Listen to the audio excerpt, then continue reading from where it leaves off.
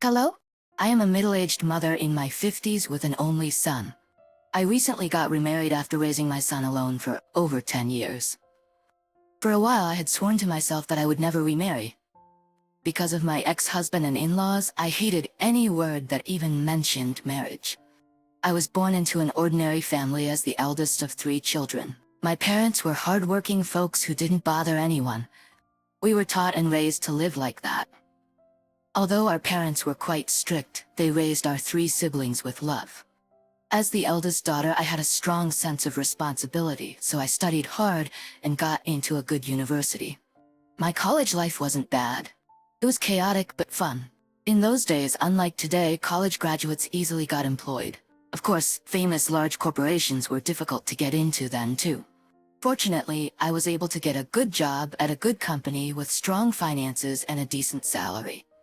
I had great coworkers, so I didn't have any major problems at work. I thought, if my life went on like that, I was confident I could say that I had a decent life when I die. After 4 years of that, all my friends around me got married. One of my friends felt sorry for me that I remained single and arranged a blind date with someone she thought would be a good fit for me. He worked in the planning department of a large corporation nearby our company. I liked hanging out with people, but I was shy when it came to men, so I didn't have any experience in dating. So I wanted to try dating this time and went to the meeting place. It was our first meeting, but I thought my date was a nice person. I liked the way he acted shyly and he had a kind look. He also seemed to like me, saying that I was comfortable to talk with and we communicated well. After that day, we met several times and officially became a couple. After dating for over a year and a half, we naturally came to think about marriage.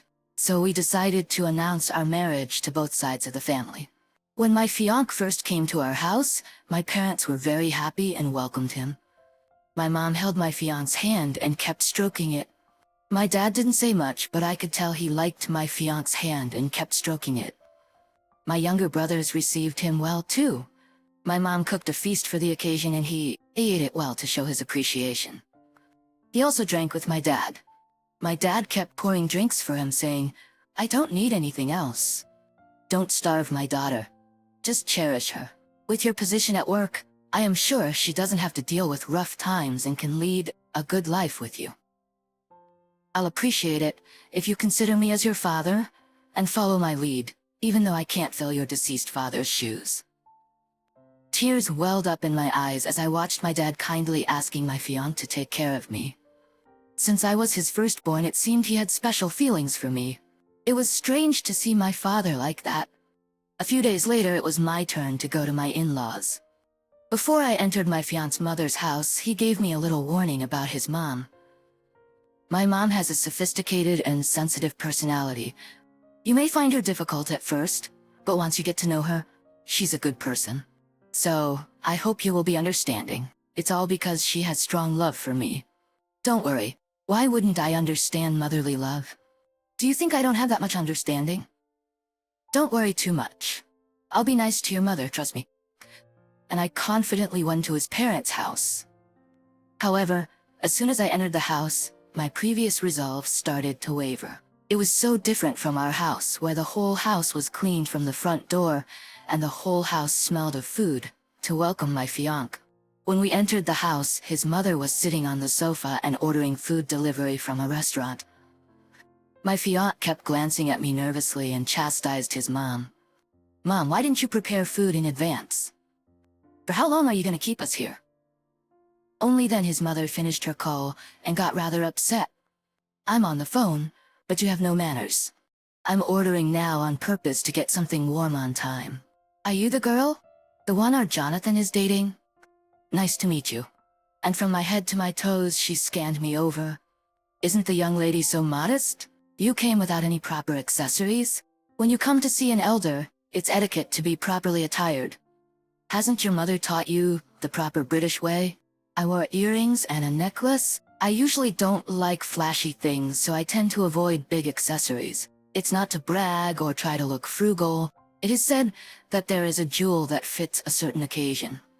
So if you go to a place where you need to stand out like a lady, yet if others can't even tell whether it's a pin or an earring, It's not modest, but it looks shabby. While saying that, she gently touched her pearl earrings and matching necklace, as if she was deliberately showing them for me to look. Thus, my first meeting with my mother-in-law was not very good. We sat in the living room and kept talking. But the food she ordered didn't arrive even after an hour and a half.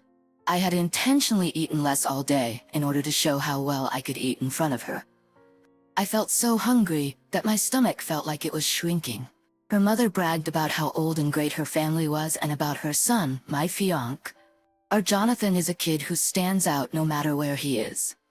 He is devoted to me, always remembers me with gifts on all occasions. Among my friends, he gives me the most spending money for shopping. Everyone is so envious of me. Every parent wants to brag about their children. It's not that I didn't understand. Talking about spending money sounded like a way to pressure me, but I could understand it. However, it was really upsetting to hear her talk about my parents as if they were beneath her class. I heard that your parents were selling food in the marketplace to serve as wholesale buyers early in the morning. Perhaps they won't face any business slacking, but it's not a normal business, is it? Do they have any employees? Yes, there is someone who delivers. Occasionally, someone helps out with orders. It's a restaurant inside the marketplace, so it's not big, but our menus are well known to be very delicious, so the place is always packed. I bragged about my parents cooking, but my mother-in-law was not impressed. Then the sanitation must not be that good, is it? I don't normally go to such an open marketplace because it doesn't agree with me. And when I go with friends, I can't eat there. Tell your parents to always keep it sanitary. If someone accidentally gets food poisoning, the business will be completely over. I couldn't even eat a spoonful, but I don't know how people dare to eat at such places. When you get a chance, tell them to open up a restaurant that would match our level. They need to upgrade rather than stay stagnant. Now that they are getting a son-in-law like our son, they need to improve their station accordingly. To be honest, if anyone looks at your family alone, how could a son-in-law like our son be possible? Because our son is such a wonderful person, he's saying he will marry you by not looking at anything else but you. So I decided to go along with him. So you better behave well accordingly. Don't do anything to shame our son and dress well. Don't come dressed the way you are now and go around. I am so surprised at your parents. How could they let you come and see your mother-in-law dressed so common like that? Even if they learned nothing from working at such a low-class marketplace. During my mother-in-law's tirades for a few minutes, she crumpled my pride as she put down my parents for no reason. I felt so sorry for my parents that my face turned crimson from anger. Finally, my fiancé said a word to his mom. If you keep saying things like that, I think she won't be able to see any good sides of you, and will become sick of you. Why are you choosing all these uncomfortable things to say? And Mom, since we are getting married, you should give proper respect to your future in-laws. Thanks to my fiancé's intervention, the matter was put to rest. If I had just looked at his mother, I should have stopped right there. But because of my fiancé, I couldn't bring myself to break our engagement. Since my fiancé was marrying because of me only, I decided that I should marry him because of him only too. My mother-in-law disapproved of me, so she found fault in everything while preparing for the wedding, especially about wedding gifts. My parents complied with all the demands made by my mother-in-law without any objections. Thus, we were able to have the wedding without any further issues. After a year, I gave birth to a son. My parents were enthralled, and my younger brothers sent all kinds of gifts for their nephew. However, my mother-in-law wasn't happy that I gave birth to her grandson. Is that right? When was the expected date? It seems earlier than expected. I don't know if he takes after Jonathan. If the firstborn takes after his mother, I heard that the child will be dense. I couldn't believe my ears. Mother, how could you say that? It's your grandson. What is so important about whom he looks like? What do you mean that he would be dense if he looks like me? Isn't that a harsh thing to say to an expectant mother who just gave birth to a baby? I endured all the hurtful things you said against me, but I won't stand for it if you say them about my baby. How could you say those things, let alone not say anything to congratulate me on my grandson's birth? I am very hurt, that you continue to criticize me just because you don't like me. I guess when one becomes a mother, she becomes fearless. I guess my mother-in-law was shocked at my changed appearance that she couldn't close her mouth. I thought I was a fool to just put up with her and not talk back to her. However, my changes started to make enemies against me. My husband, who did not come for a while after receiving the news of my labor, instead of congratulating me, he criticized me. "I heard you yelled at my mom. I'm sure that she must have said something direct to you, but I wish you wouldn't attack my mom. She's getting old, so you could just ignore her. If you get angry with her, be angry with me. If you go against my mom, it'll only turn into a fight." I couldn't believe he would side with his mom when I just came out of labor, and he showed no concern for me. At that instant, I became furious. I would let it go if it was about anything else, but cursing that if he looks like me, he would be dense. How could I put up with such cursing? Why do I have to put up with such horrible things being said? If anyone heard it, they would be horrified. Also, you shouldn't be talking like that to me either. Even though it is your mom, how could you side with her? Don't you think about your own son? I don't even expect you to comfort me, but what are you doing? I'll never forget what happened today. I had been following my husband as he told me, but I no longer wanted to do so. How could he be a father to let anyone curse at his own baby? When I came on strong, my husband lowered his tail and said sorry. However, after watching my husband's behavior after the incident, I started to, little by little. Whenever our baby cried in the middle of the night, my husband would get up to comfort our baby and feed milk. It must be very tiring to get up in the morning to go to work after taking care of the baby all night on my behalf. So I thought he was a good father. However, my husband started to have back problems and had to get some acupuncture treatment. He had sprained his back while lifting our baby and said it wasn't healing. My husband came home after stopping by the clinic for his treatment, so he started coming home late. But he still took care of our baby when he came home. One day, he left his wallet at home and asked me to bring it to the acupuncture clinic. So I went, taking our baby with me. A graceful-looking female acupuncture doctor smiled and said, "It must be great to have such a kind husband." She mentioned that he always bragged about our baby son. I felt happy that my husband was talking about our baby son with pride and felt that he really loved our son. Because his back did not heal, he continued with his treatments and therapies. As days went by, my husband kept coming home later than ever. Whenever I called, he hardly answered his phone. One time, when I got him on the phone, he said, "I'm in the middle of treatment, so why do you keep calling? It's also interfering with other patients. I'll come home when I'm finished." I reassured him that I was not checking up on him, but I was just worried because he was coming home so late. I asked him to please let me know when he would be late in the future, as I was worried about him. He explained that the time for his treatments varied each time, and that this particular clinic took longer because they were treating him closely. He asked me not to make him feel tired, and then hung up on me. At that moment I had a weird feeling. It's called a woman's intuition. I felt something was off. These days he kept saying that he was tired and didn't care for our baby like before. So one day I stopped by the acupuncture clinic. I didn't want to just barge in, so I watched from the outside. Then the lights went out one by one and soon it became dark. That's when my husband came out, with that gracious-looking doctor holding hands together. I was so shocked that I went straight to my parents' house holding my baby. My parents were overjoyed to see their grandson, but I couldn't bring myself to confess about my husband's extramarital affair. I felt guilty for keeping it from them, knowing it would shock them. So I stayed for dinner and returned home after 10 p.m. My husband still hadn't come home, and he didn't send any messages. In my head, the word divorce started to creep in. The thought of raising our son alone filled me with fear. I decided to find ways to make my husband come back to me and not consider divorce. After 30 minutes, my husband finally came home and lifted our baby, playing with him. "James, have you played with your mom? Did you eat well? What did you do today?" I couldn't stand his two-faced act. "Where did you go today?" I asked. "I passed by the clinic on my way from my parents' house, but it was closed." "Did you go to your parents' house?" I continued. You should have told me, I said. My friend was nearby, so I went to meet him after my treatment. That's why I was late, my husband replied smoothly. Is that so? Then you should have told me.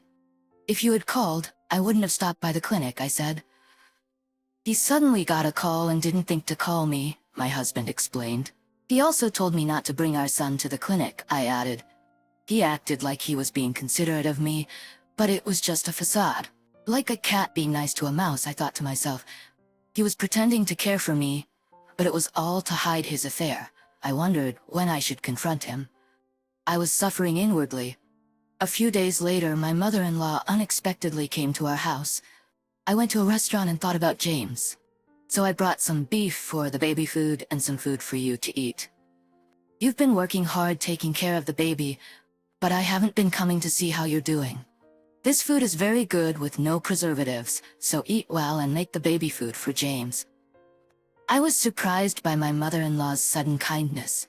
Since I had witnessed my husband's lies without any change of expression, I felt that she knew something was going on and was acting like that. Mother, you know something is going on, and that's why you are acting like this, right? I know everything about Jonathan, so just tell me the truth. I figured you found out. Now that you're telling me, I'll tell you the truth.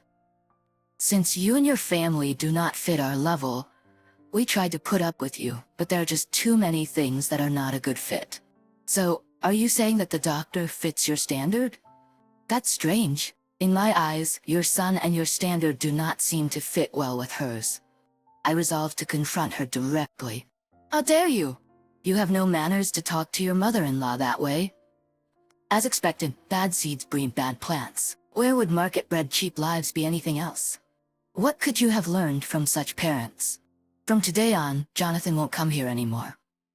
I put this house on the market, so soon another family will move in here. So pack up and go to your parents' house or anywhere with your baby. I am sick of you. You sold this house? Even though the title is in Jonathan's name, my parents also contributed money to buying the house. Don't you remember that you demanded that? I won't leave this house, not one step. You pay the penalty or give up your house. I screamed at her. Then she pushed me, who was holding our son, and forced me out of the house. You're showing your true colors at last. If I tell you, then you should obey. What tantrums are these? How dare you use dirty tricks on my son? Go and find someone of your class and go your way. I was forced out of the house by my mother-in-law, in the middle of the night with my baby. I couldn't just go anywhere else, so I had no choice but to go to my parents' house. When my parents saw me, they just took my baby and me in, without a word. My mom just caressed my hands and wept. The next day, I called the movers to get all my things out, and hired an attorney to start the divorce proceedings. I was able to gain legal and physical custody of my son and receive alimony since my husband was at fault. I also received compensation from the doctor for adultery interfering with our marriage contract. My husband never came to see his son while he was growing up in our house, and only sent monthly child support payments. As the pain from the divorce faded, my former coworker told me that my ex-husband had married the acupuncture doctor and was doing well. I burst into tears from the injustice and anger. After I had sobbed for a while, I decided to pull myself together for the sake of my son. I couldn't continue to live in my parents' house and depend on them, so I rented a small shop next to their restaurant and started to operate as a franchise. My parents initially wanted to expand by buying another lot, but they let me have the space on my behalf. Then, I took our food's competitive edge by turning it into a frozen meal kit and started to distribute it to consumers by making a contract with a distributing company. Soon, our online distribution sales skyrocketed after word spread that it was the same delicious menu sold at the marketplace. Within 2 years, my younger brothers and I set up a headquarters to produce a meal kit manufacturing business. Fortunately, our business became hugely successful. As the number of singles living alone increased, our product, which was an affordable but delicious solution for a quick meal, became extremely popular and had steady sales. The biggest source of pride for us was the validation from people who loved my parents' delicious recipes. I was able to repay my parents for all the suffering I caused them.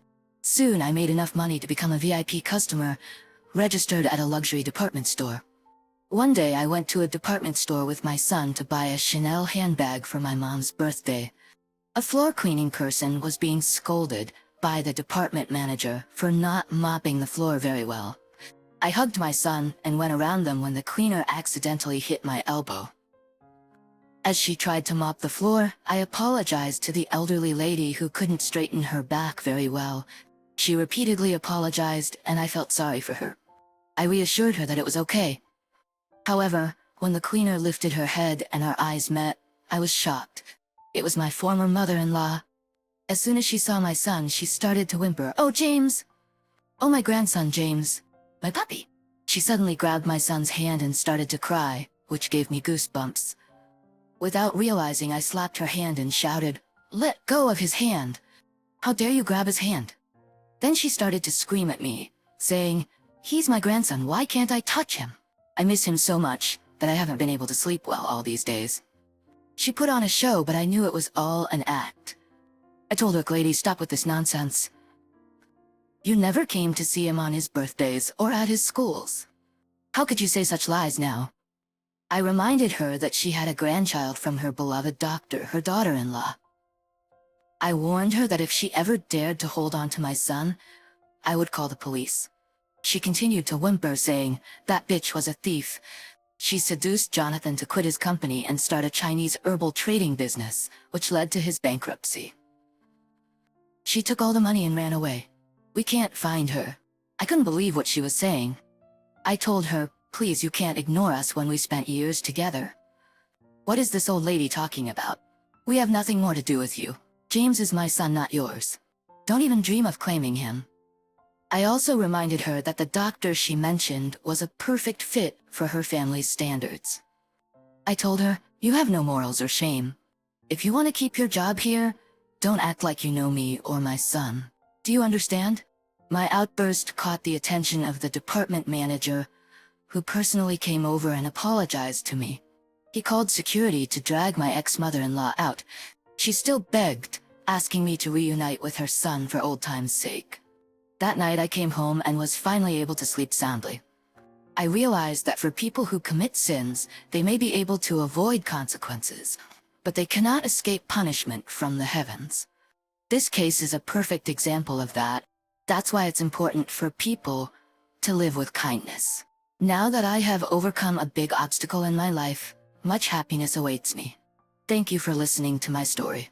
If there are people who are facing difficulties, I hope they will not lose hope by listening to my story. Please cheer for me and share your words of wisdom in the comments section. Liking and subscribing would be a big help to me. Have a nice day.